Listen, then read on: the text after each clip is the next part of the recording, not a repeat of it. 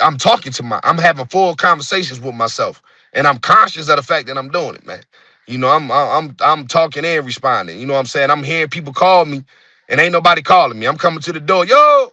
Ain't nobody call you, man. God damn, you ain't just call me. Like your mind start to go, and by 15 months, you feel like if they don't open this door in the next 2 seconds, your head gonna explode.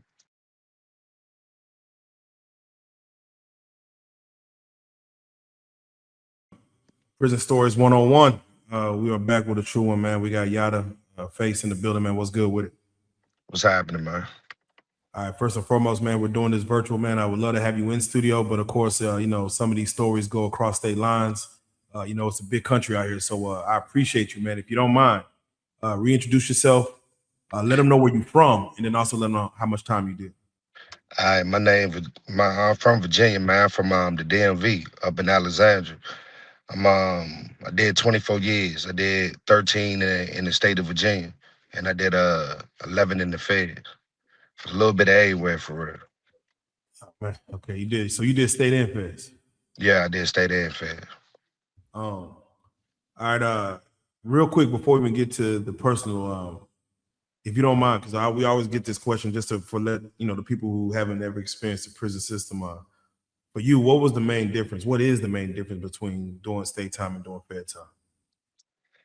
I'm saying it's so different that to me you can't even have a conversation. You got to divide it when you have a conversation. You can't even you can't conflate the two at all.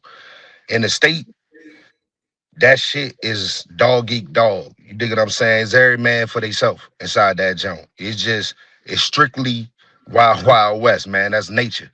And the feds is organized into cars and they got their own little governments and shit. So it's about intelligence in the feds, man. You gonna make it through intelligence in the feds, and in the state, you gotta put that work in, man.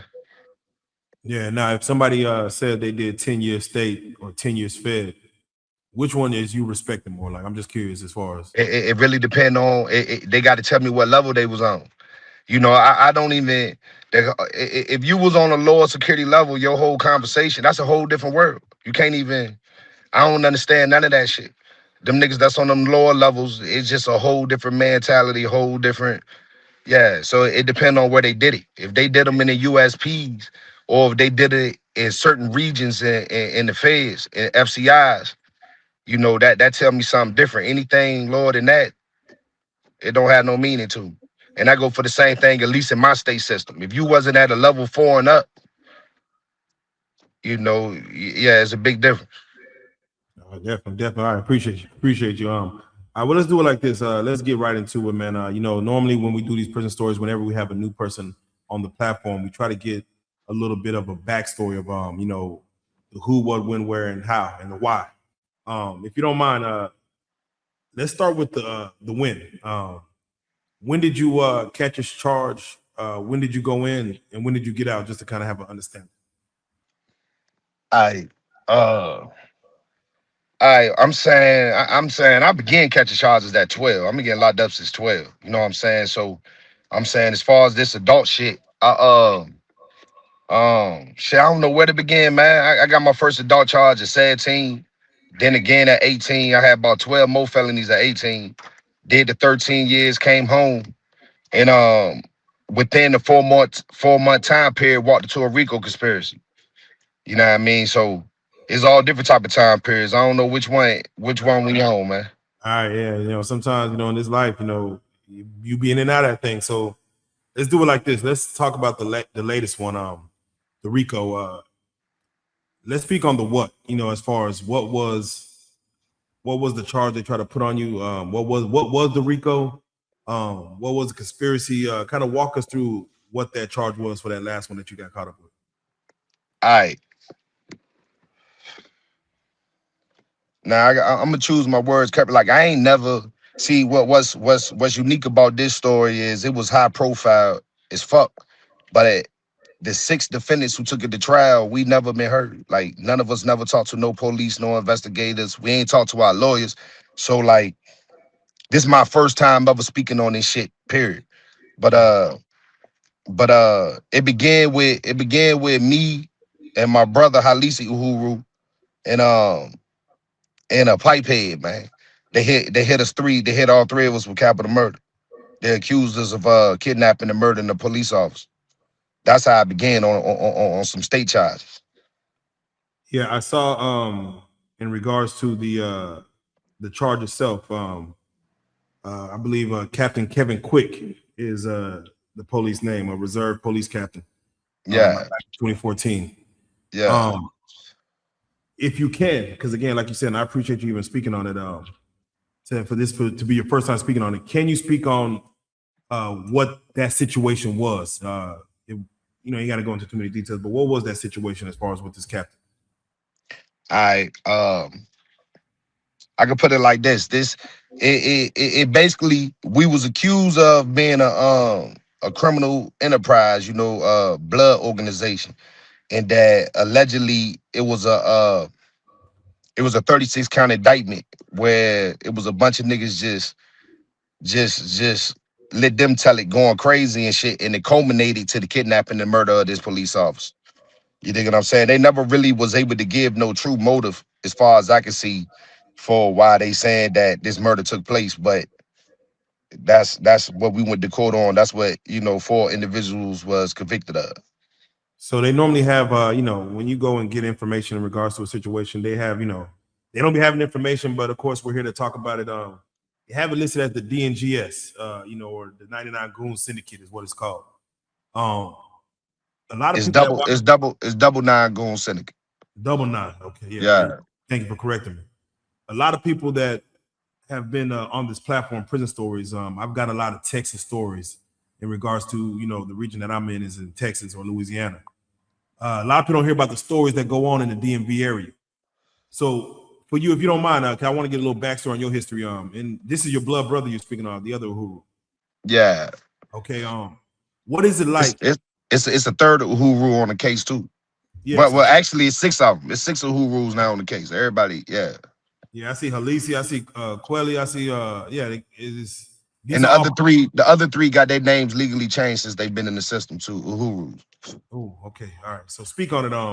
The DMV and that Uhuru name.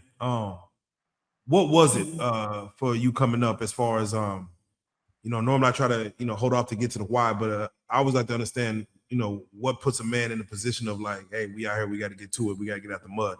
What was your story coming up as far as family, as far as bond, as far as jumping off the porch and getting to it? I'm saying my story just like every other black story out here, man. I was raised in the in them 90s. You know what I'm saying? I'm born in 82.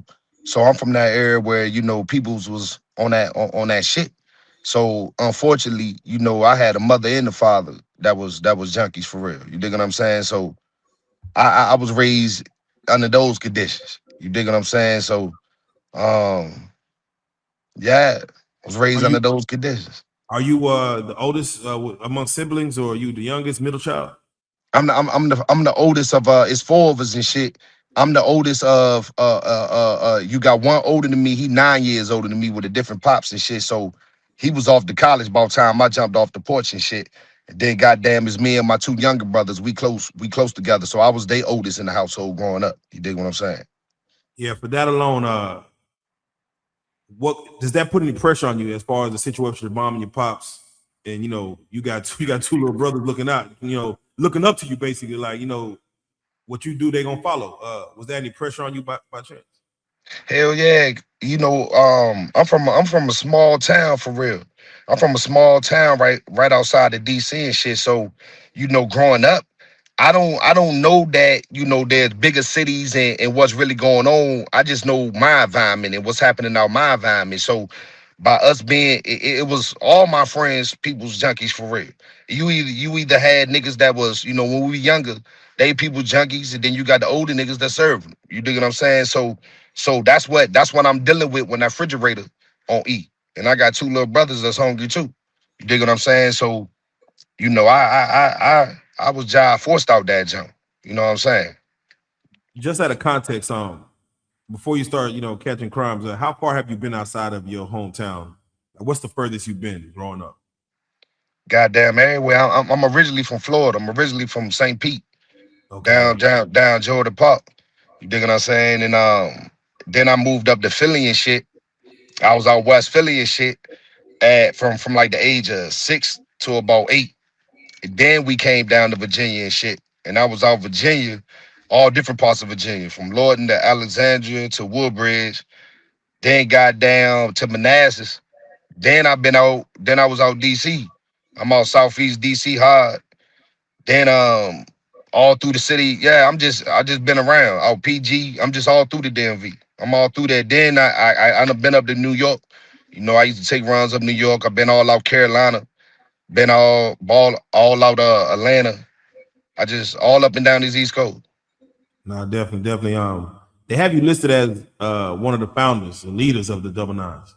Yeah, Uh, that's what they say though. Nah, I wasn't no founder. That's that's that's how the government needed to paint it to better pull me into this shit. But I wasn't no founder of that. Nah. no, definitely. And in this conversation, before we get to even the prison, we're gonna be jumping around, but I want to get right to the day of them, of course, coming to lock you up for the last one to put the RICO on you. Did you know there was smoke on you at the time? Did you have a gang? I'm sure you had a file, but did you know there was smoke coming down on Um.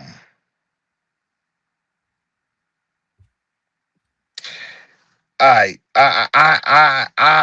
had reason to believe that there was smoke. You dig what I'm saying? I didn't understand where the fire was coming from or what the fire was, but I was able to sense certain things going on around me that I understood that something was happening. Yeah. you? Is this through your partners, some people you know, or through law enforcement directly? Um.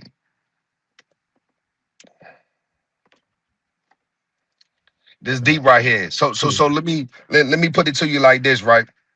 As far as when they come to that direct case, it's a whole lot. It's a whole lot I got to say about that direct case, right? Um,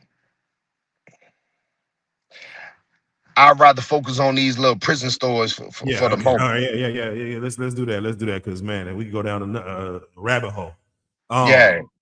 All right. Well, It let's may let's it may lead to that though. See that right there deep. I'm still in contact with my co-defendants. You know, I talk to them every single day on a regular. And it is a story that need to be told. You dig what I'm saying? It's a proper way to go about really getting into the weeds on that. But I talk about certain things that's out there in the public. I clear up certain things about that shit. But to get deep into that, yeah. we That's gonna have to establish some no, shit for that. definitely understandable. All right. Well, let's get to it. When we talk about the win, and thank you for telling us as far as the time you went in.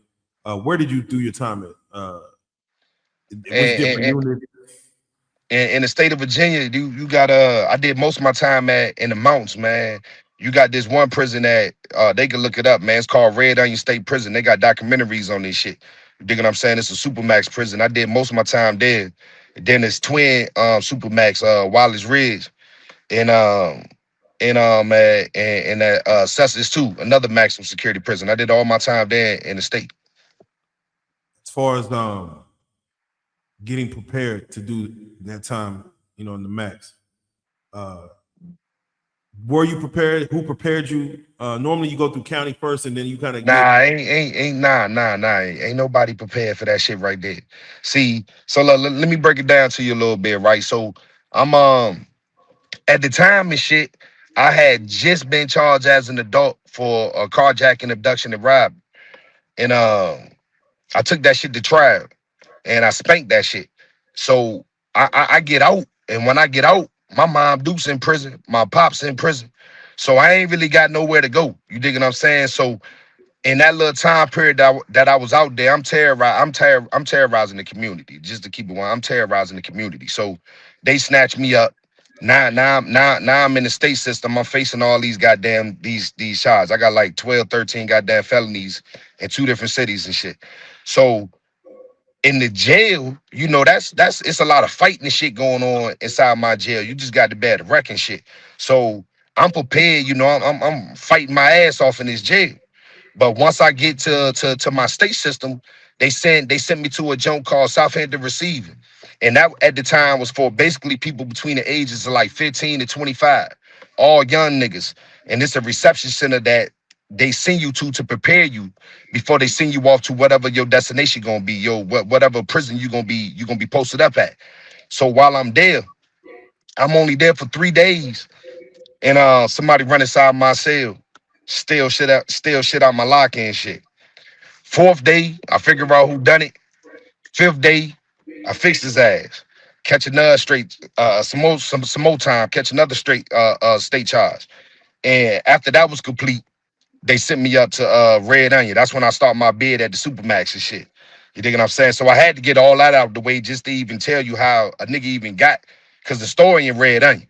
You dig what I'm Yeah. saying? But it was a lot of shit that came before Red. You know what I'm saying? I don't even know where to start with you, man. Well, yeah. No, yeah. We're gonna jump around in this. Hold on, wait. Somebody ran up in your cell 3 days in. Yeah. Holy shit. The jail that I'm coming at the time from a jail called Fairfax. I'm on Fairfax, adult detention center in Fairfax. So we had one of those jails that was at least for that area that will allow us to get freak books in, full penetration freak books. And that's like a rarity, and that's valuable inside the state system. Not for But we real. didn't understand its value. Everybody get that. We was allowed to have it in the jail. So when I get on this bus and they taking me down here to Southampton, when you first get there, at the time when I'm in the state, you weren't allowed to have hair that was over like a quarter inch high. So everybody got to go through the barbershop and cut their hair off. So while I'm in the barbershop, one of the guys is cutting my hair. They peep my property and can see that I'm coming from Fairfax. They already know. When you get there, they know what jail you coming from. They already know all this shit. So he know I'm coming from Fairfax. So as he cutting my hair, he asked me straight up, did I have any of them type magazines? So I let him know I got 15 of them in the cut. And he letting me know that's gold, but they gonna take it from me. So he letting me know he already know what wing or what cell I'm going to. We in the same wing. And that if he'll go ahead and smuggle it in if I give him one.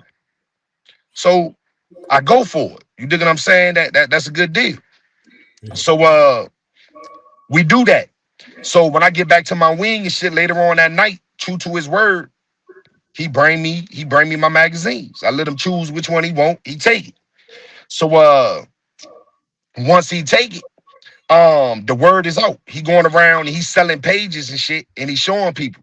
So everybody know that is a new dude on a block who got these magazines.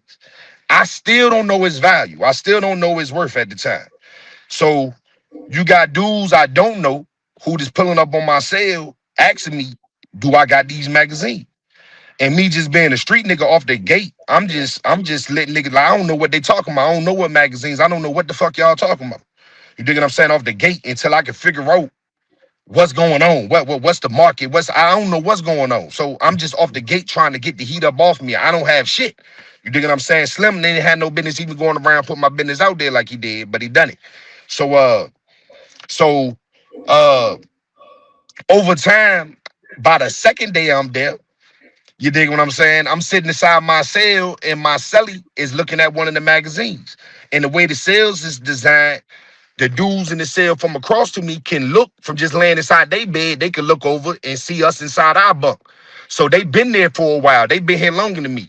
So they see my celly with the magazine and they making statements about how nice it must be to better sit back and lay on these magazines. So people making statements about my magazines.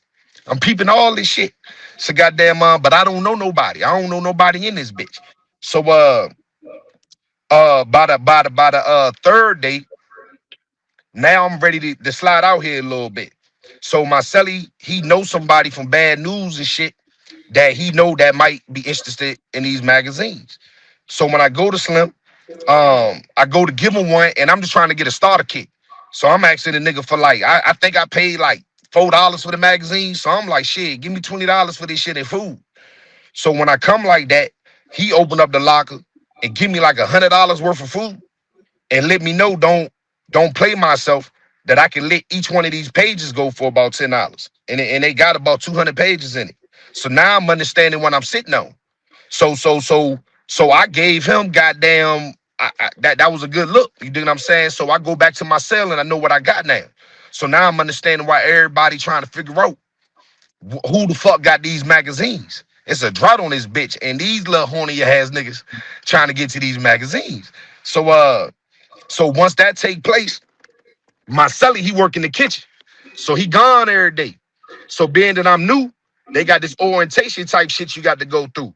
So now it's my first day. I'm going to orientation class. Ain't nobody in my cell. My celly at work, I'm in class. When I come back and we release from that shit, the new guys, as I'm walking back, my cell door is wide open. So I knew immediately. I already knew. Soon as I seen the door wide open, I already knew. But at the time, I'm 18 years old, and with the mentality I got at that time, I got excited. I couldn't wait for a nigga to try me, man. I couldn't wait for a nigga to try me. Just from the stories that the old heads put inside your head when you in the jail, preparing yourself to go down the road. You know, they don't tell you the consequences that come with this shit, but I got it in my head that I'm finna leave my stamp from the gate just so I can have peace the rest of my bid. This how I'm looking at it. So I'm excited by this shit. I can't wait to put on a demonstration in my mind so niggas will leave me the fuck alone the rest of my bid. This my mind state at the time. So I go on back to the cell. When I go to the cell, the first thing I recognize is that my cell, my locker open. Everything left in there but the magazines. You know, all the magazines gone. You did. Yeah. Uh, I go in the joint. I noticed that my celly shit is still there. So you know, me and my celly, we weren't social in the cell. That just how that's it ain't like it don't go like that in my state system. Like we weren't even social in that cell. We from two different regions and shit. So we don't do too much rapping. So I don't have no relationship or no bond with Slim. So when I see that his shit still there, my shit gone, he don't even know this either. He don't even know this. But the first thing I do, because I got to know what's up. So I go inside his locker, which is a no-no. And he got little pictures taped on the inside of his locker door. I take his little freak pictures down, flush them down the toilet. I'll take some of his commissary. I don't even want that shit. I'm just opening up bags of chips and shit and flushing that shit down the toilet, right? And then I close his locker door and I chill. I just chill. I'm in the cell now. We locked down. I'm in the cell.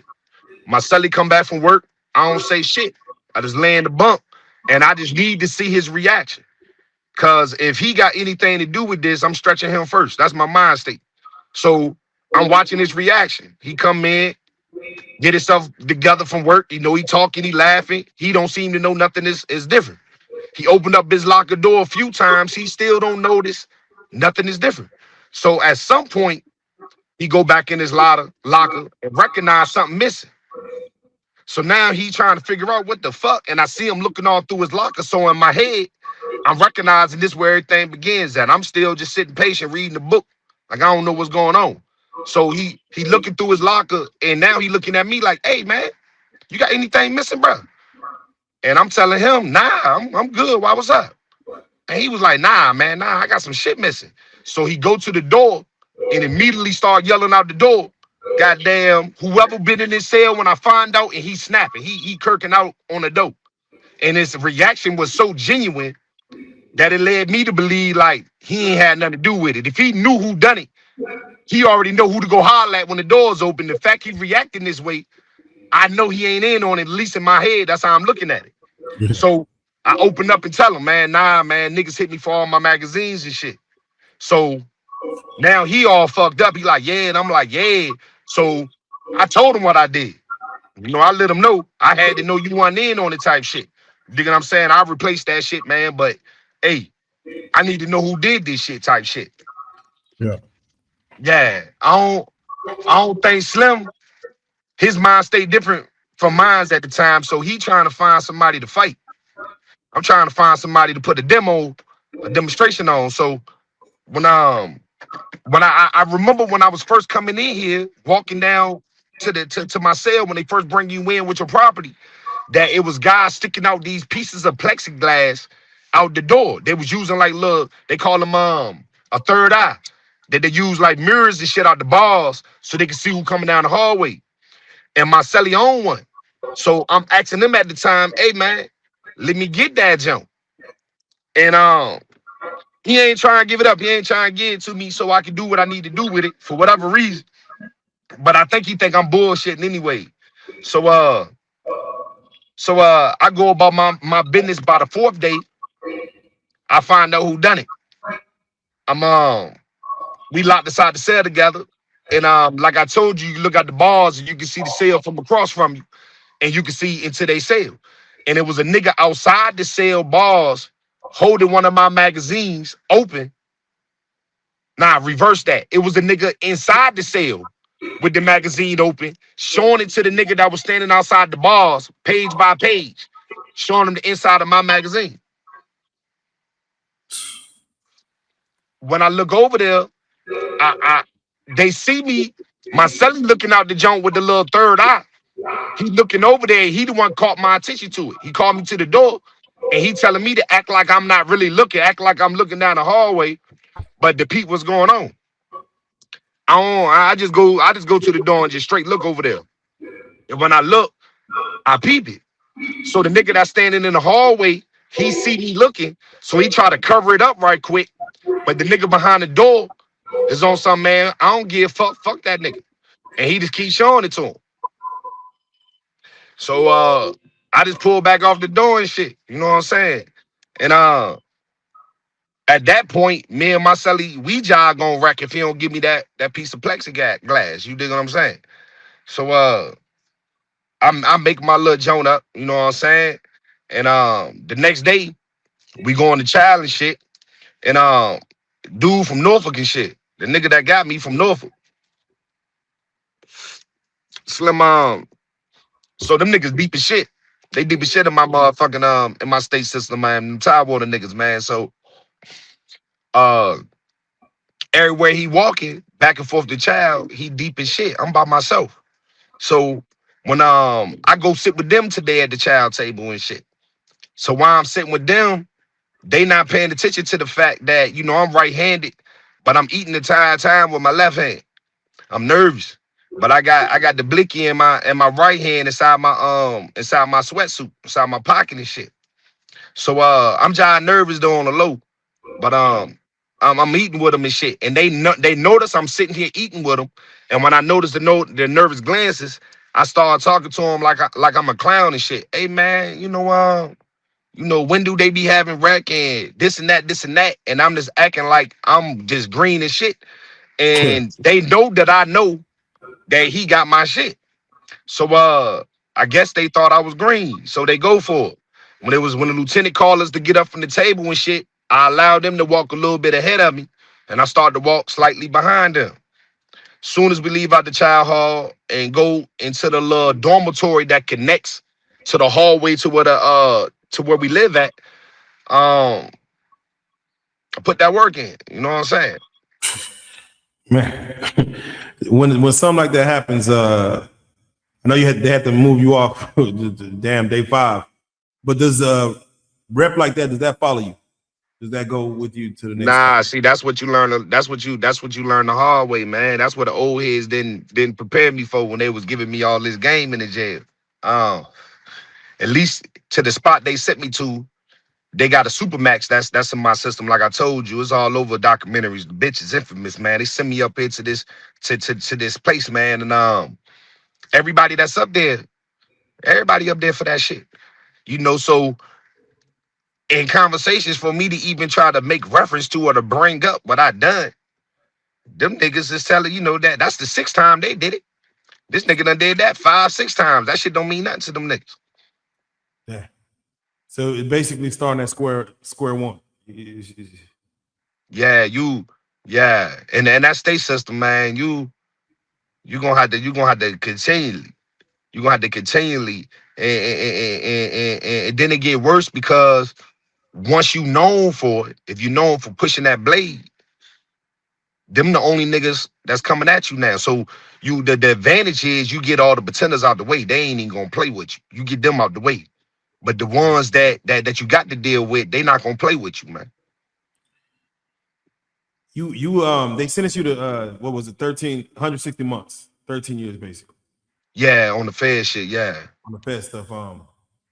That means, whenever you get a sentence like that, you got technically a come home date. You coming home. How does Yeah, it play that's a different? win. That's a win. I beat him. That's me winning. Exactly. That is winning. How does it play into like when you go in there and someone's doing they damn near doing life, based on whether their age. How does it play in your mentality to another man that's doing life in there? Like how does that dichotomy work? See. It depends. And this for any niggas like most of the people you have up here that I seen, they did time too and shit. And for any nigga who really did some real time, we perceive the world and we perceive people through a different lens. So even when I'm watching the people that you have that come up on your show, I can't help but to see them through the lens of Red Onion, or to see them in my state system, or see them through the lens of Beckley. When I was in the Fed, some spot like that, and I see where they fit in at. And my point of saying that is them same niggas, they gonna be able to see me. They know where I fit in at. Well, you know how that go in that pecking order behind that wall. You dig what I'm saying? So my point of saying that is, when I went to the feds, I'm already institutionalized. I was only on the streets for 4 months. You dig what I'm saying? So I'm institutionalized already. So it didn't play too much of a role for me, man. You know what I'm saying? Like, it's sad, but I was a fish in water. It was Yeah. better opportunities in the Fed. It was just you can get rich in the Fed. You know what I'm saying? Yeah, I hear even a commissary limits is different between state and feds. Yeah, like they accommodate like that shit a big market. That shit ain't nothing but a big economy. You know what I'm saying? So they accommodate that. Having money in the Feds have meaning. It don't really have no meaning in the state. You can have all the money you want. You can't do shit with it for real like you can in the Feds. You know what I'm saying? On every angle. All right, let's go with the hard stuff first, man. What would you say is the hardest thing that you experienced or that you had to go through behind that wall? Let's start with that. Hands down, hands down is Red Onion State Prison. Period. Hands down is Yeah, is is is, is for those Supermax. who don't know, again, because we deal with a lot of people in the Texas penal system. For Red Onion, if you were to describe Red Onion to those This how I can make individuals, Texas. This how I can help Texas understand. Especially for the niggas who did time in Texas. Is look here, man. It's in every state, so they know even out Texas. You got you got them systems. They probably got a name for it. We call it lowland. When you in lowland, you where the blacks run the prison. You somewhere closer to where black people run the prisons. And then they gonna have those prisons that's gonna be where it ain't nothing but them racist chewing tobacco ass crackers. And they know the difference. You dig what I'm saying? So that's what we dealing with. That's Red Onion. Red Onion is a supermax that was built for the sole purpose of putting the economy out here in these Appalachian mountains, so these coal miners can have a job. But a lot of them would tell you this was their first time ever having a conversation with a black person. Most of their interaction was seeing them on TV. yeah. Oh, yeah. All right. So to even be around that type of element, you know what I'm saying? As far as now you got the guards dealing with you on. Uh, where does the brotherhood part come into play as far as It's what do made us. gangs matter? It's what made us. That's it. It defines who I probably am today more than anything in life. Was them 8.5 years that I did in Supermaxes. You dig what I'm saying? They define me more than anything. They define Virginia Bang more than anything. You dig what I'm saying? Like they in a lot of when you look at the West, Damu came about pretty much as a reaction to Crips. You dig what I'm saying? When you look at Bloods out New York, out East Side, they came about as a reaction to them Yattas, them Kings. Yeah. When you look at Virginia, we came about as a reaction to them motherfucking crackers up in the motherfucking mountains. And I didn't really understand the significance of that till I went to the feds and I started seeing how different moves move from different regions and different states for me to really understand what makes Virginia not and we ain't better or nothing like that. We just unique in the way that we do it. Jersey unique in the way they do it. Everybody is, but that's what our uniqueness come from is that we came about as a reaction to the oppression of them racist ass crackers, man. Being with the double nine goons, did that follow you into prison, or you had to like pretty much leave that where it was on the streets, or did Nah, you? what actually happened with that is that's getting into a little history about how Virginia Bang really came about, how Damoos came about in Virginia, and how they really scaled. You dig what I'm saying? But early on in Virginia, we wasn't really real right for real. You dig what I'm saying? Niggas was pushing this New York culture. You had a bunch of New York niggas that would come down to Virginia and they was introducing us to this new lifestyle. And a lot of them wasn't really sanctioned to even do what the fuck they doing. But we don't know no better. So they getting real niggas. They got the right literature. They got the, you know what I mean? So they got real niggas down here who pushing shit that's fugazi for real. So I was one of them. At the time, I'm pushing villain. You dig what I'm saying? I'm Bloodstone villain. You dig what I'm saying? And it took some Baltimore niggas, man. Them Baltimore niggas got the popping off and they Supermax. When they Supermax first got built out there, they all they little tribes came together, man, and got the them DMI niggas, the motherfucking what's them niggas, them BGF niggas, the Bloods and the Crips, all them niggas came together, man, and they popped off over there. So they sent them niggas to Red Onion. That's what Red Onion was. Red Onion started taking contracts from other states anytime that they became too powerful. If a person became too powerful in they state where they just could not be contained, they was making contracts and sending them niggas to Red Onion. So Red Onion started to become, it was a bunch of Cali niggas. It was niggas from Texas there. It's niggas from all over that was at Red Onion. At Yeah. some point, those states start they start reneging on their contract. They wanted their inmates back because the inmates kept dying under mysterious circumstances while under the custody of the Red Onion. Yeah. Yeah. How did the cars work for Red Onion? Like, was it based on state? Was it based on See, how was okay, it? see, okay. So the time period that I'm in there, I got into the state system in '01. So for at that time, you had a bunch of old heads who had been in there at the time that always talking that old back in the day shit. You dig what I'm saying? So back in their days and the way that they was carrying it, it was divided up based upon regions. So you had the Tidewater car, which made up of 7 cities and shit. You dig what I'm saying? Them 757 niggas, they deep as shit. Then you had the Richmond car, them 804 niggas. They just as deep as the Tidewater niggas. Those two cars pretty much, what I'm saying, had it inside the state. Then you had Northern Virginia, which is where I'm from. They always associated us with DC before there was the concept of DMV. Before that whole concept, that shit, I came home to that concept. You dig what I'm saying? But in the state system, they already considered us that. You dig what I'm saying? Then you had Lynchburg, you got Roanoke, you had all these other cities that, they exist, they matter. They just didn't have the numbers like these other areas. You dig what I'm saying? Yeah. It was Yeah. really, it was the introduction of blood that broke down those divisions and those barriers, man, and brought everybody together. That's real. I gotta ask you, what prison politics probably surprised you the most when you got to? Let's just keep it with Red Onion. Like, what was anything that surprised you as far as you expected to run one way and it's going a whole different way based on the politics ran inside there? On that Jones, see, on the land and shit, you know what I'm saying? Like it was disorganized, reckless, and it was no real structure like literature and knowledge and like that shit don't exist. You know what I'm saying? But and what when you get there, you know you don't belong to yourself no more. A lot of things that you hear, a lot of things that when people enter into these gangs and shit, they hear it. But it's not real to them yet. And to Yeah. me, that's what I'm hoping to bring to this shit. Is that there's a realness that exists in all this shit that people be missing out on, man. You know what I'm saying? A lot of people live in their goddamn head, man. They's like they shadow boxers, man. They shadow boxing shit. You know what I'm saying? And they done convinced themselves that is this and is that. Yeah. Life operate a little different, man.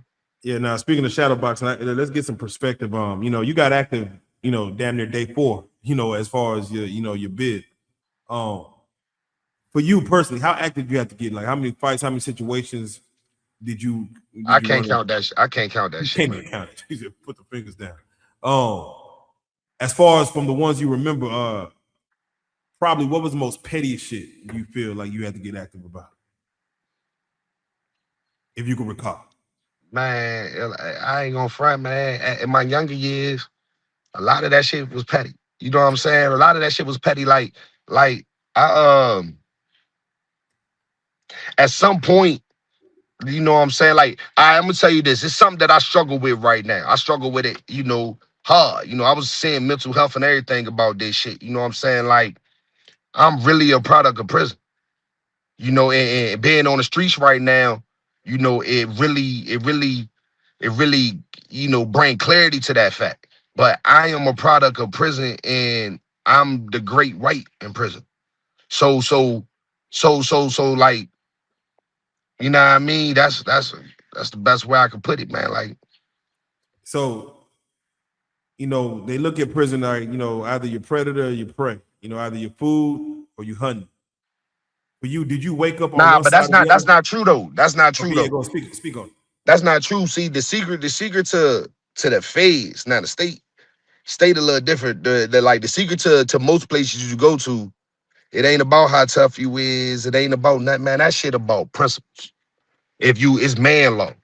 And that's what I learned inside there. When you scrape away all society, when you scrape away the government protecting you, when you scrape away all this bullshit, man, all you got left is man law.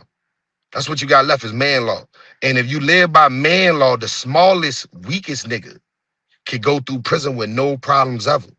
Your problems come when you don't know who you are and you step inside a lane you ain't supposed to be in. That's when your problems come. If you know who you are and you stay true to who you are, you won't have no problems in prison. That's in most prisons. Like I say, you get up to like the red onions and all that, man. You know, The bombs come. man. Listen, man, you gonna have to put that work in, Slim.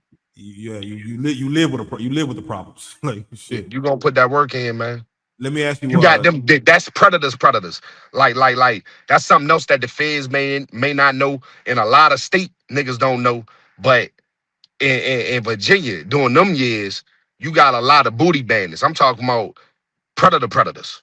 You dig what I'm saying? So all that minding your business and just following the code, that's gonna get your butt. That's gonna get your ass taken. You know what I'm saying? Like you got to have some teeth, man. Yeah, You there's gonna have to have always some teeth. they always say there's a fear, again, people in the free world who ain't never did no prison time, they always have that fear of like, nah, you're gonna get violated. There's a bandit waiting for a soft nigga to come through. Yeah, I'm saying it's overstated. Out of all the prisons I've been through and shit, that was only true. That was true in Virginia. High levels. Yeah, that's some Virginia shit, man.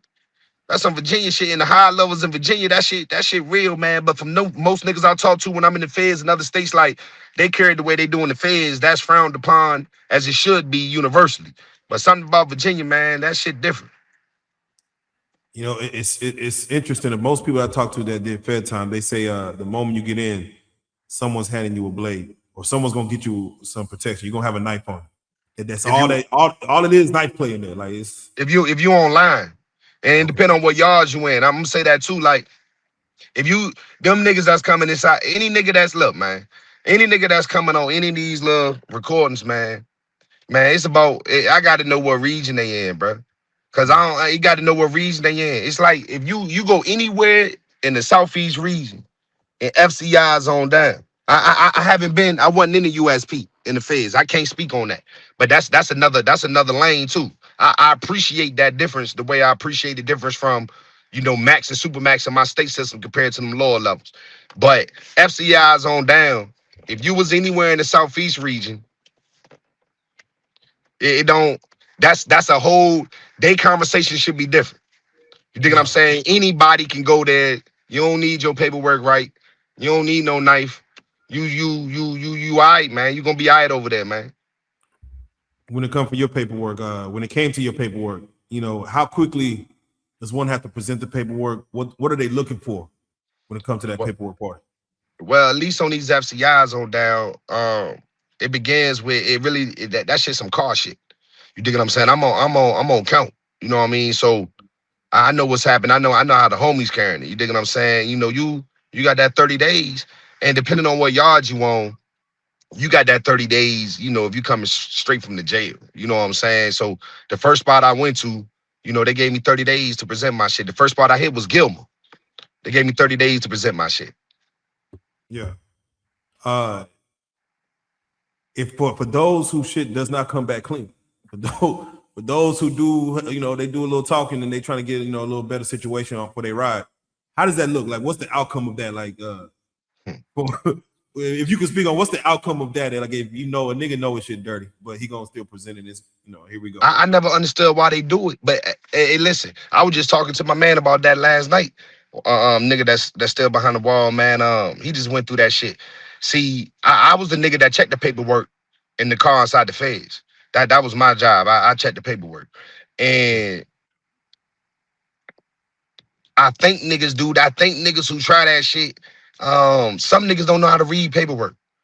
Sometimes it's not as clear as you think it is. It's not gonna just flat out say, goddamn, he hot. You know what I'm saying? So you got to know how to read the paperwork. And I just think some of these niggas, they coming from, it's where they coming from. They coming from a sweet spot in the Southeast region. I keep speaking on Southeast because man, that's how I be coming, man. Them niggas coming from down there, man, and then they coming up here inside this region, man, that West Virginia, that whole mid-Atlantic region. And it's just not the same, man. And they trying to pass off paperwork that ain't flying up there. What is the consequence when that paperwork comes back bad? Like, what is it?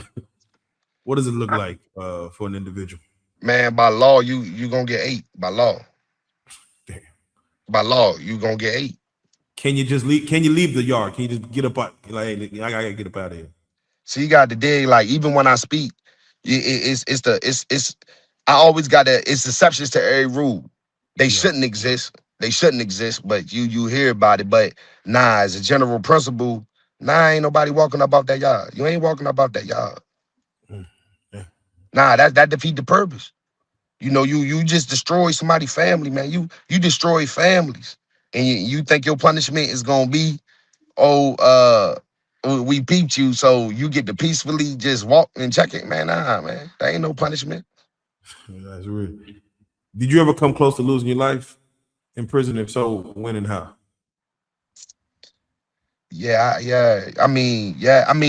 I've been in a lot of little rides. I've been in a lot of little shit that popped off. But the times where I felt like I was gonna lose my life, most of the times from them crackers and them crackers in the mountains. But outside of that, goddamn, man, it's been a few times. It's been a few Oh, times. wait.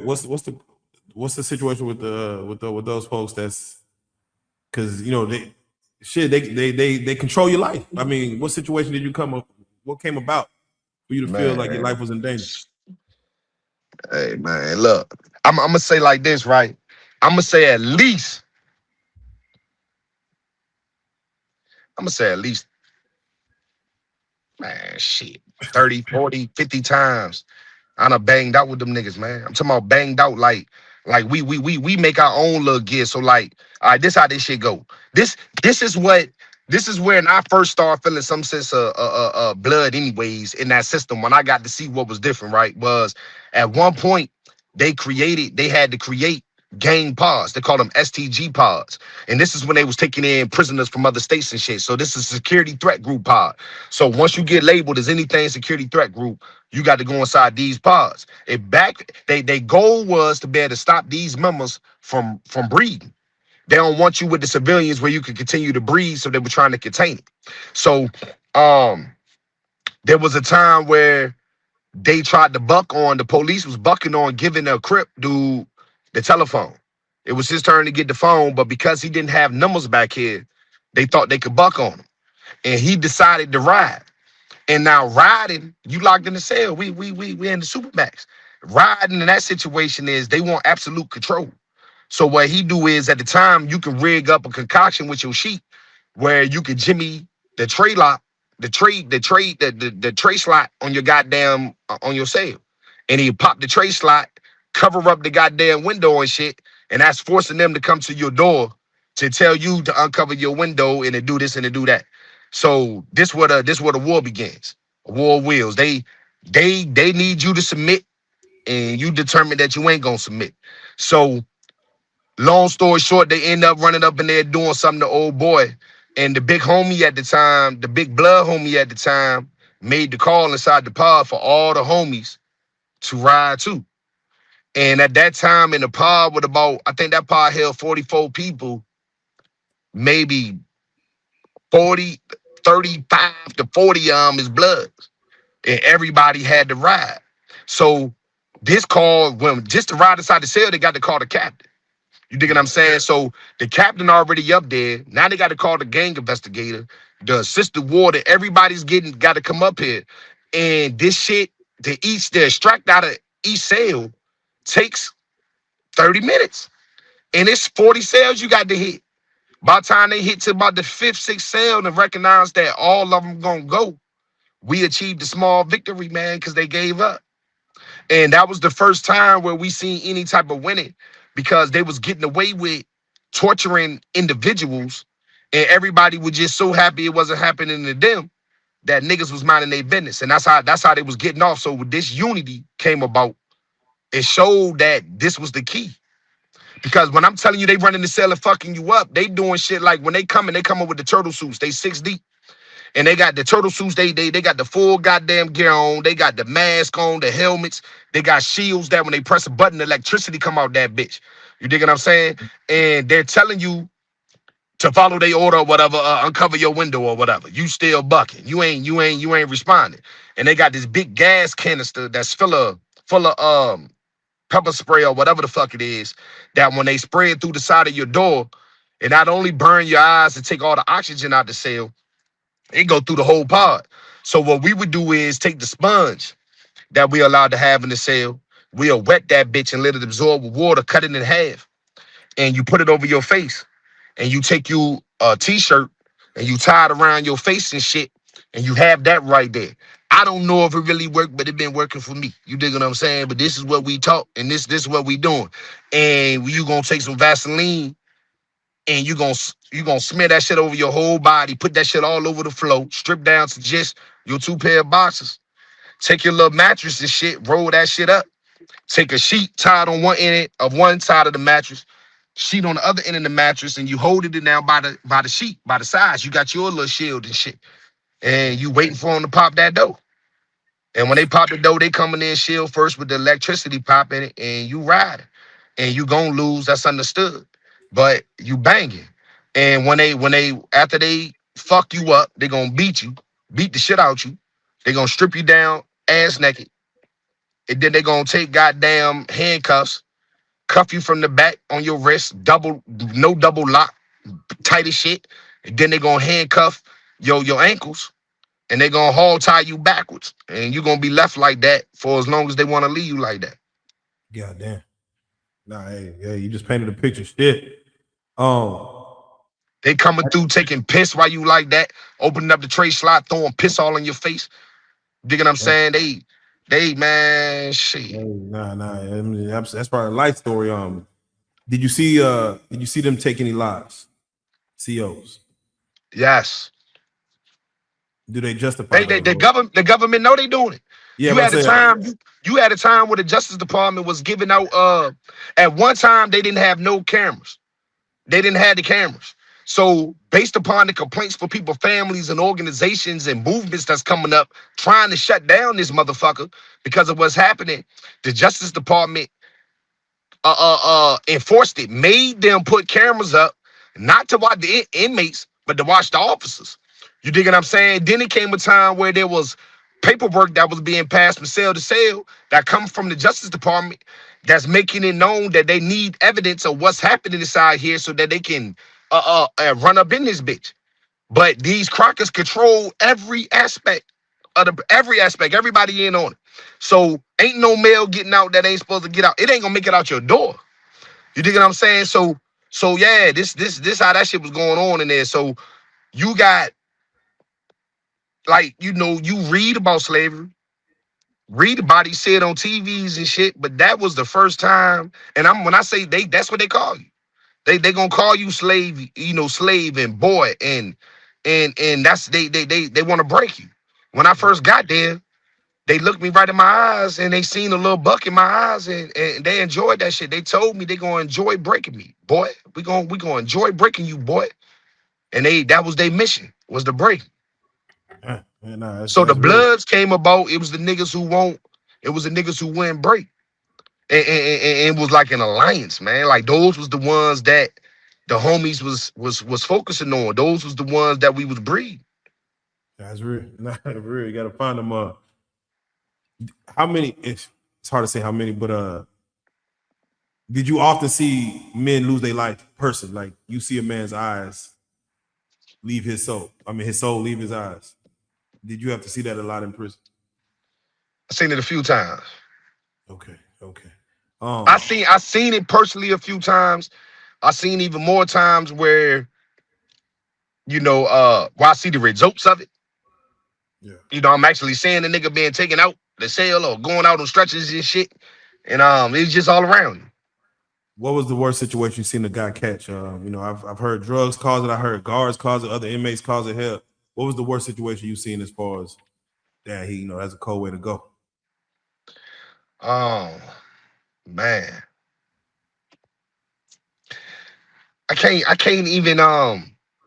I can't even really talk about that shit like that. I say like I can talk about situations. I say like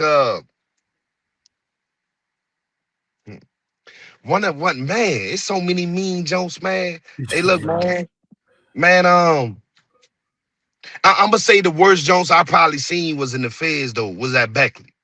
I'm gonna say the worst jokes I seen was in the feds at Beckley because in the state system where we was had in the supermax where shit was really popping, they got a lot of floaters, man.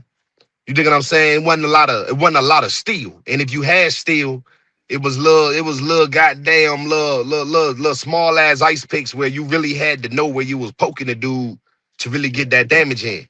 And at Beckley, they got swords. You dig what I'm saying? And man, I just seen, man, niggas getting butchered at Beckley, man. There's getting and then I'm trying to be careful because some of this shit Yeah, I don't yeah, even yeah, know. I yeah. don't. Okay, look. You got a situation like this. I can say this. They this is they know about this. You know what I'm saying? Goddamn. We had somebody. This shit wild too, man. They go trip when they see this shit. You dig? But you had somebody in the con shit. You dig? He mm. Yeah, I ain't man. I can't even man. Nah, He man. said, I don't. he said, I didn't want to go down there. He said, nah, Yeah, they know though. They know though. They had the airlift slim up off that junk, man. And he kept it like a soldier though. They were trying to yeah, get the homie to goddamn. They were trying to get the homie to cooperate. They were trying to bring Ricos and shit like that then behind the yeah, wall. You know what I'm saying? Like they was trying to get Slim to cooperate. Slim wasn't cooperate, but he got a little mean punishment from what I view. He got a mean punishment, man. You know what I'm saying? definitely, definitely. Now you mentioned this earlier that they try to mentally break you. They said to your face they're gonna break you. Yeah. How did you mentally not get broken? Like how did you because they gonna They they attempt to they do it. they they they they they they they broke me, Jai. Like they broke me. I ain't gonna lie. They broke me, man. Yeah, yeah. It took it took it How took long it it took take? Yeah. yeah, it took let me see, man. I got there February '02. This when they telling me that shit. Um I left there in '09. I was broke. Man, I probably was broke. Man, listen, man, that shit broke me by a goddamn '06, '07. I was goddamn. They had me for real, but I'm so deep into the bang. I'm so like I couldn't get the everybody mission is to get away from there. That's everybody mission. They make Facts. it damn near impossible to get away from that junk. And then when you on count, it's just plates every goddamn where, man. That's why I say what people don't understand is your life don't belong to you no more. At some point, even when you wake up, you don't your free will don't exist. I didn't have the option to say, hey, man, I'm tired of this shit. I'm trying to get down to at least a max, man. Let me goddamn, that don't exist, man. So a Yeah. nigga was just trapped. How did you? What was your day to day like? Just if you was to explain just your day to day, like how you got through that shit. At Red Onion. Yeah, like you wake up, from sun up, sundown. What was your day? How did you? All right, so all right, look, this how they went through. I was there through like three different administrations, man, and each time the yard was ran completely different. But for the most part, for the worst parts, they had it where it's four buildings, and each building have 6 units in it, and out of what 20? What's that? Out of 24 pods, maybe three was what they call population. The rest is long term saved. You dig what I'm saying? So during those periods, during this long term seg time, you waking. I mean, at one time don't exist. You don't know what time it is. You forget what day it is. You forget what month it is. You forget what year it is. I forget. I was forgetting my age, man. You know what I'm saying? Like. So that's one thing. And they was only giving us two books. You can order two books from out the library and shit. And that two books got to hold you for 2 weeks. Damn. So when you get to the point where there's no book to read, you left with nothing but your mind. And that's the real war right there, man. It's only you got to fill up 24 hours. So most people back there, they sleeping 18 hours. They sleeping 17 to 18 hours a day, man. That's how they doing it, man. I used to sleep so much, man, that on my hips, on each side of my hips, the little bone right there, it started getting raw where I could just touch the bone and I could feel the like sandpaper. Like the bone was started. That's how like I was just laying in the bed so fucking much. You dig what I'm saying? And Damn. yeah, it's a mind war. It's a real mind war. I watch a lot of people, man, crack and lose it, man. What was when you see someone crack? What are some things that you saw them like? Man, What? niggas eating shit, smearing shit all over theyself, living in they shit and piss for weeks. And they allowing them to. Just laying in bed and they just made their mind up. They not getting out of bed no more. And they mean that shit. They ain't getting out of bed for nothing. You dig what I'm saying? And they just shit, piss, and just laying that bitch. You dig what I'm saying? To niggas motherfucking niggas just going out in the cages when you get your little wreck and they just talking blabber. They don't even make cohesive words anymore. They just walking and you just seen him 2 years ago. He was there. He was conscious, everything straight. And now dude he just it's like he don't speak English no more. And he might just be walking and just start shitting, jogging. Shit just coming down his leg, just all over the ground, like he don't even recognize he's shit. Like Oh shit. you see niggas just crack.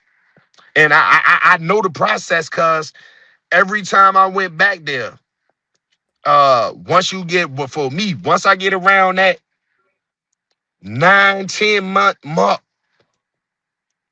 that's when I started having the battles. And I did it so many times that I know the process. I know how it's finna go.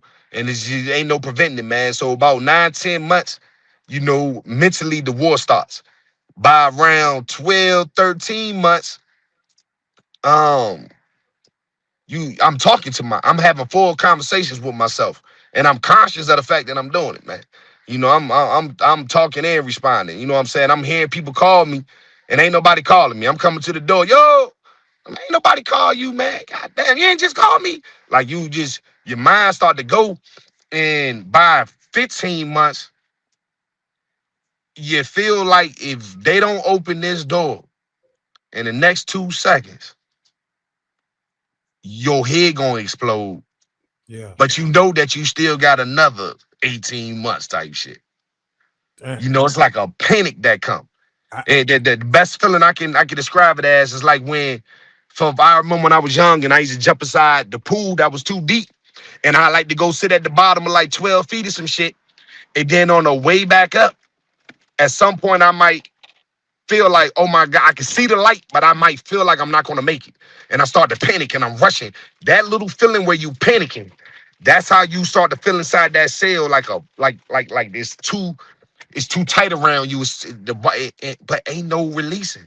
And that's when niggas get to banging on the walls and some niggas banging their head against the wall. Like it's a real fucking you fighting with yourself now. That's where the battle is, man. damn. For you.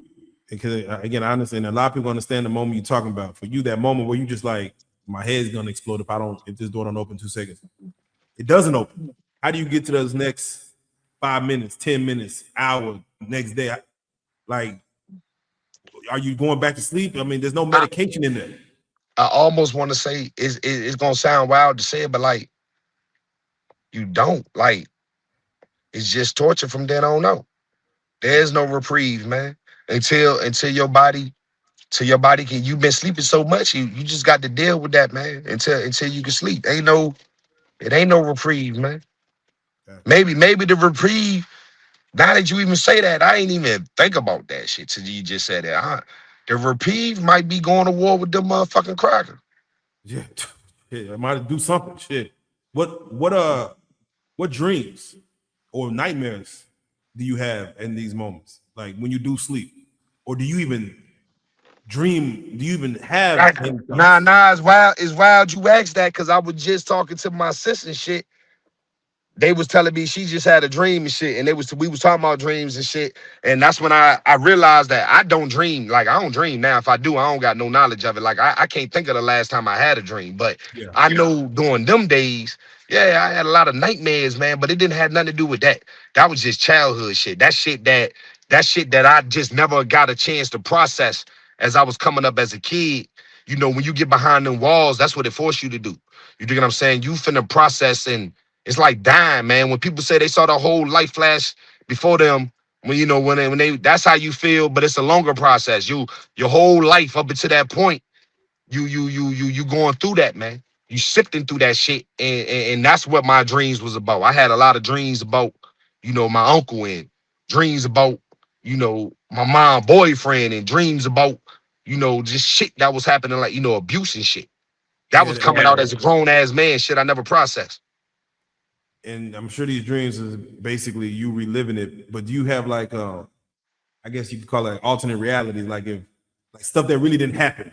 Are you thinking about situations Yeah, that that's did that's happen? that's when you reach the point when you start talking to yourself. It's wild because what you learn is, and anybody who did that type of time in isolation can tell you this.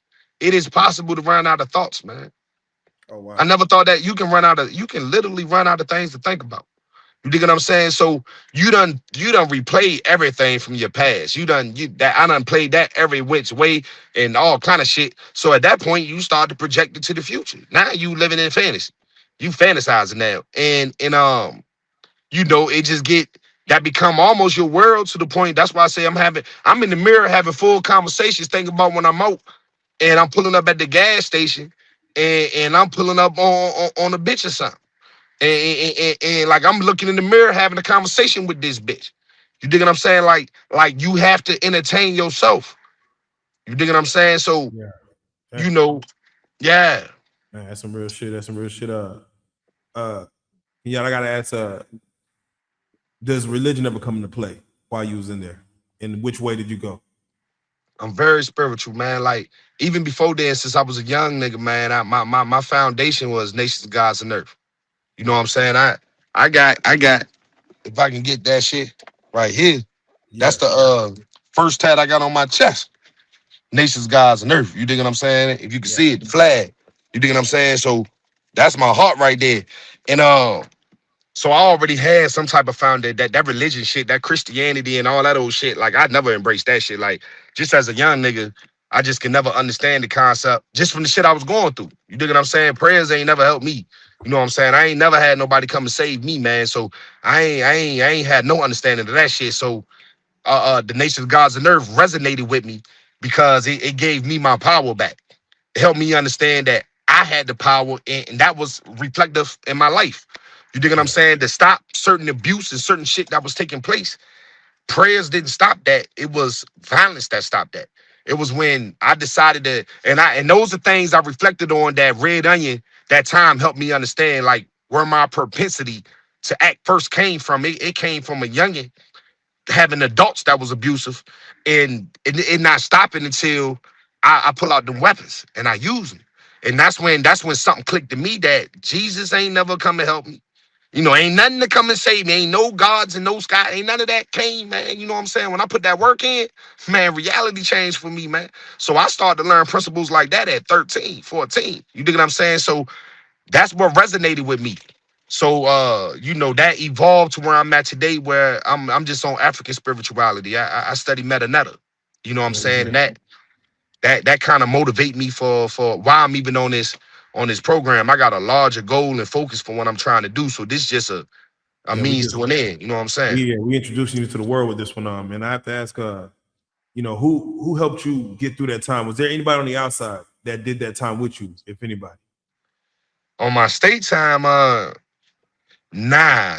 But you gotta dig this. I had a mother and shit. She, like I say, she done did two bids and shit. So she was bidding when I went in. That's why I was out there doing the shit I'm doing on some G shit, cause I was homeless. I'm homeless as a teenager. So, I'm out here trying to survive type shit. So when she come home, I'm in my bed.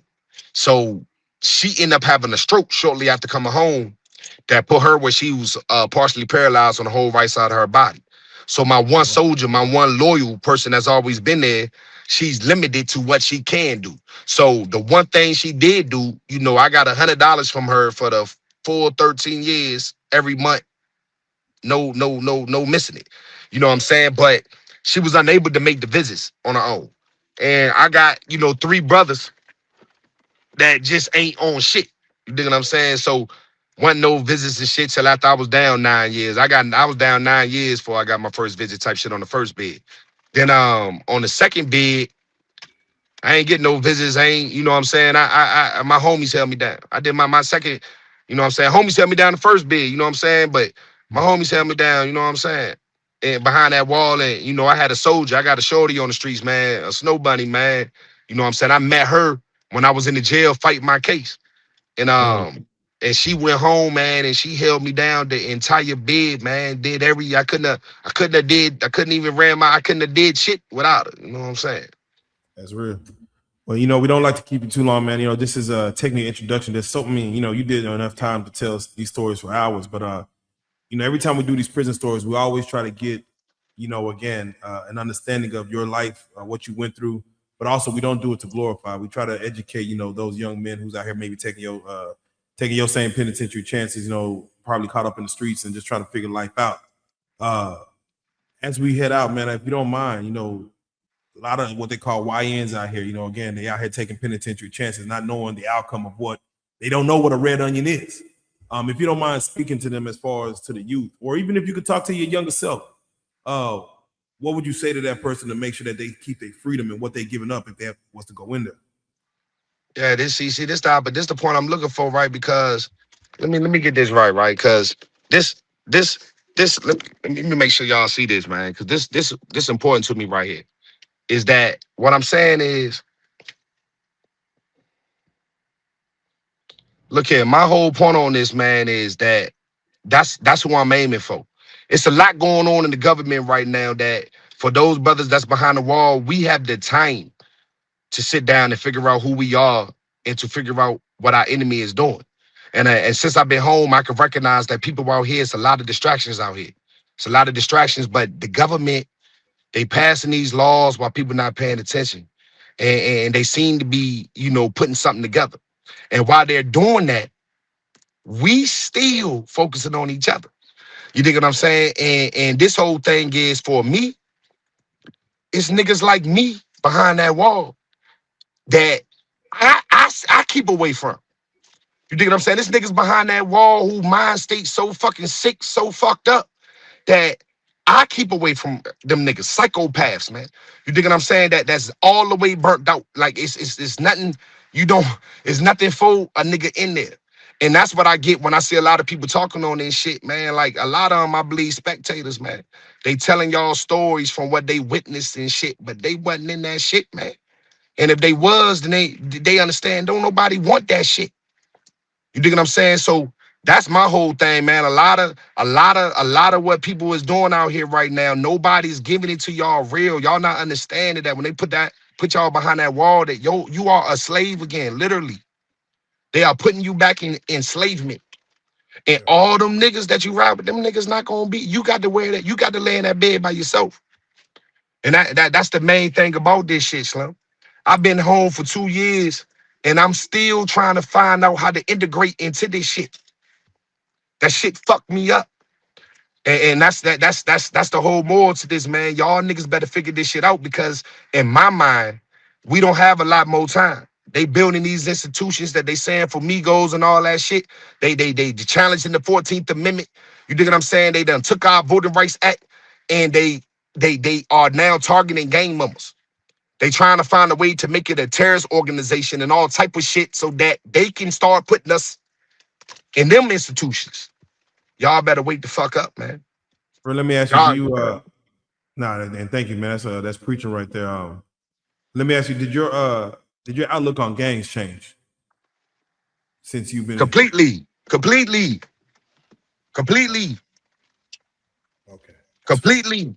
You dig what I'm saying? Like it never, I'm not gonna ever speak about it as righteous or whatever, but yeah, I got to say righteous, man. At one time, you know what I'm saying? It had codes to this shit, it had a purpose to this shit. You know, at one time it was literally a front. We allowed them to label us as gangs. You know what I'm saying? But it wasn't no fucking gang, man. That's what original people do. All over the globe, we form tribes, man. That's Yeah, our nature, man. You dig what I'm saying? So we just form tribes, man. That's what we do. And they label it as a gang. And at the time, we was living like a true nation, man. But it ain't that no more. It ain't that no more, man. The old heads, they were successful with snatching up the real rights, giving them niggas forever in the day. They don't never get a chance to come back. The ones that's really behind, they don't get a chance to come back and tell these niggas what's what. So it's these young niggas out here, they 22, 23, with all these things and shit. And it's no disrespect to them, but a lot of them just ain't never get it the right way. So the shit is watered down and it's fucked up now, man. man, that's real. Nah, man, preach, preach. Last question, man. If you in the free world now, a lot of people probably watch this platform. They did some time. Some people ain't did no time. When you have you a pet owner, you own a dog, dog roam around and you put a dog in a cage where, let's say, dog starts circling the cage until it goes to sleep. Do you understand mentally what that dog is going through now as far as you being put in that cage for that long? So that's real how you made that connection though. Yeah. Yeah. I mean, from my spirituality to my experiences, period, it give you a whole nother appreciation on life in general, no matter what form is manifested in. No matter what form the supreme self manifested itself in, you get a new appreciation for life in general. Yeah. All our nature's the same. So yeah, it's gonna affect that dog the same way it affect me. He just a reflection of my lower nature. You know what I'm saying? That's real, man. Again, hey, I gotta say, Yatta, man, I appreciate you, man. We're Hey, trying to get a voice. can I make one last little point No, for please. for for the future, man? Because I recognize as we talking and shit, like there's a lot, like we focus on just the phase or just the state, because there's a lot that we can get done. It's a lot to try to cover all that shit at once. Like that phase shit, like it's a lot of people that I like to get them heard, I see my man Pistol P home, man. His co-defendant Mac 11, my man. You know what I'm saying? I like to get him a shout out. He's still behind that wall. You dig what I'm saying? There's a lot of real ones behind that wall, man. You know what Yeah, I'm saying? and what I And I'm want to trying to do, motivate other brothers like Southwest T. yeah, Come on, man. I was on yards with Southwest. Southwest T. You know what I'm Shout out saying? He Southwest. need to be trying to put. He need to be trying to get a voice and put them niggas you was real with behind the wall. Get them niggas a voice too, man. You know what I'm saying? Yeah. So that's what I'm on. And if you don't mind, because you are providing a voice to the voiceless, you've been in that time. Now you're able to talk to me. For those who's out supporting someone that's still locked up, still in there, let them know what they could be doing to make that time a little easier. Maybe a letter, maybe just a hello, maybe $1 come, maybe something. What can they be doing to let a person know, like, nah, we still know you out here. We still hear you. Hey, man. This the really shit I could give you on that. I could give you a lot of flattery words, man, but I could condense that down to one phrase that all that time taught me, which is love known is love shown, man. Love known is love shown, man. So If I got to tell you what you got to do, man, that shit ain't real anyways. That's just keeping a buck. So niggas need to just look deep inside they self and just be real with they self, man. Because if you got to tell somebody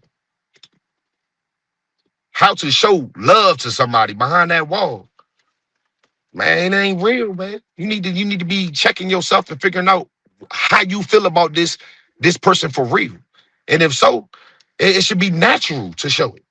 So that's my answer to that shit, man. I ain't trying to convince and talk people into doing something that go against what's real. If you ain't really, maybe the title don't mean shit to you. Maybe you discovering just like the person behind the wall got to discover that it was never real anyways. And if that's what it is, my advice is keep it that way. You know what I'm saying? Yeah, preach. All right, with that being said, Yatta, I gotta say, man, I appreciate your presence, man. I appreciate you coming on for the platform for the first time. Again, this is just an introduction. I know there's more stories to have. We're gonna get to it, but I'm glad the world got a chance to introduce themselves to you for real. That's what it is, man. I appreciate the opportunity, man. Like I say, man, I'm representing a lot of people, man. I'm trying to get them peoples up out of there, man. All right, definitely, man. If there's any more shout outs you want to give, man, you can go and shout them out. I know you're not on the on the gram and everything else yet. Facebook, if you got it, man, you can let them know what it is. But any shout For the outs you want to main give? for the main zone, man. I'm shouting out my brother Halisi Uhuru, man, Gritty, man, my co-defendant on the case, one of my co-Ds, and to all my co-Ds that went to trial and stood strong, man. Ain't speak, man. You know what I mean? To man, there's a lot of good man behind that wall, man. My nigga Big C down there and FCI. Well, we're here in the low, Miami low. You know what I mean? I need you to know what's popping, man. To my brother, man. I got a brother that's locked up in the state, man. You know what I'm saying? That's what's popping with him too, man. And yeah, them the two main people I want to shout out right now. To anybody I miss, man, I catch y'all on the next one, man. All right, well, let's do it like this, man. Yatta, again, Uhuru, I appreciate you coming through, man. This is Prison Stories 101, man. I salute you for coming down, bro. Hey, Bono, I heard you failed too, man. Reach out to me, nigga. Let's go.